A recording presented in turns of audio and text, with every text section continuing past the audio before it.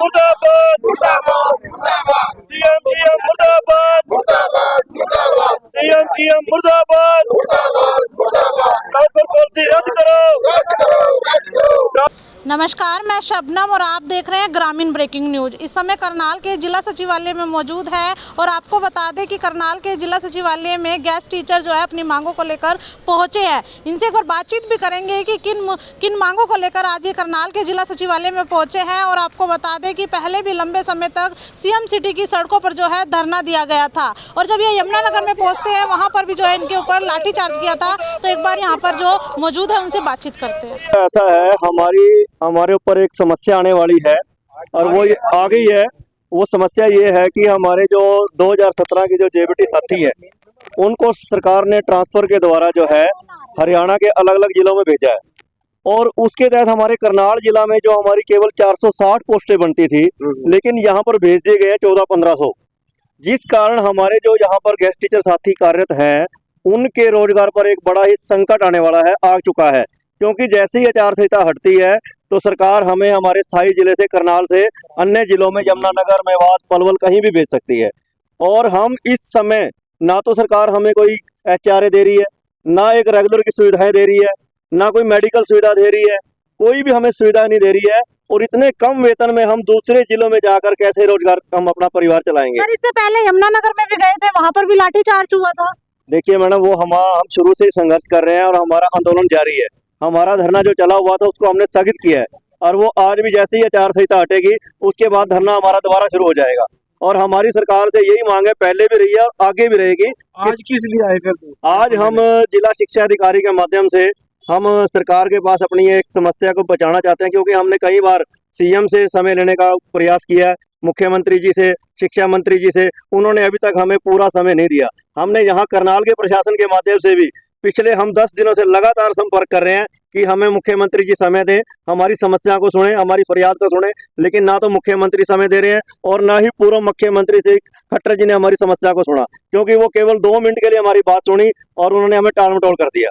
तो इस वजह से हमारे जो यहाँ के लोकल हमारे जितने भी हमारे अतिथि अध्यापक हैं और उनके परिवार हैं उनमें एक भारी रोष है। चुनाव का समय है, ऐसे में सरकार को चाहिए कि हमारी समस्याओं को सुने और हमारी समस्याओं का हल निकाले। उल्टा इस चुनाव के समय में हमें घरों से बेघर कर रही है सरकार, जो कि बहुत ही गलत डिसीजन ले रही है और इसका खामियाजा सरकार को आने वाले चुनाव में लोकसभा में भी और विधानसभा में भी बहुत भुगतना पड़ेगा। हम हैं या आशंका है? हमें देखो, हम चाहते हैं कि सरकार ये जो रोस्टर प्रणाली जो 2012 के तहत जो सरकार ने चलाई थी, जिसमें हमारे करनाल जिला में केवल 460 पद हैं, जिसमें 460 से ज्यादा नहीं लगा सकते, लेकिन सरकार ने 1400-1500 यहाँ भेज दिए। जो वो भेज दिए हैं, हम ये चाहते हैं वो भी हमारे भाई, हमें उनसे कोई ईर्ष्या नहीं है, हम उनका स्वागत करते हैं। आपकी बदली कर दी जाएगी, लेकिन उसके बदले में हमें यहाँ से उठाकर दूसरे जिलों में भेज दिया जाएगा। आज हमारे बच्चों की शादी होने जा रही है, हम 50 की उम्र से पार जा चुके हैं, 50 के होने वाले हैं। इस उम्र में हम दूसरे जिलों में जाकर, और बहुत से हमारे टीचर गंभीर बीमारियों से जूझ रहे हैं, किसी के घर में कोई परेशानी है, किसी के पिता बीमार है, किसी की माँ बीमार है, किसी के बच्चे बीमार हैं। ऐसे हालात में हम दूसरे जिलों में जाकर कैसे रोजगार कर चलाएंगे?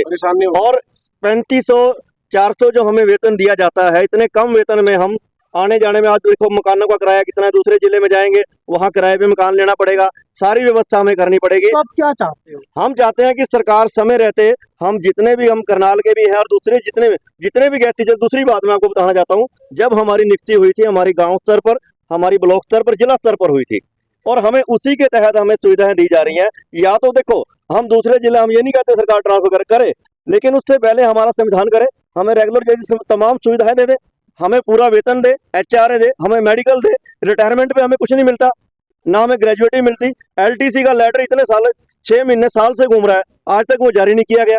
परेशानी है। सरकार अखबारों के माध्यम से वाह लूट रही है, जनता को गुमराह कर रही है कि हमने इनको नियमित कर दिया, हमने इनको LTC दे दी, हमने इनको ये दे दिया, लेकिन धरातल पर कुछ नहीं है, केवल छलावा है। एक्स्ट्रा बुला लिए सारे, यहाँ पे दूसरी डिस्ट्रिक्ट से बुला के हमारे पास इन्होंने भेज दी है और हमको डिसलोकेट कर रहे हैं। हम करनाल के रहने वाले जो है उनको डिसलोकेट कर रहे हैं।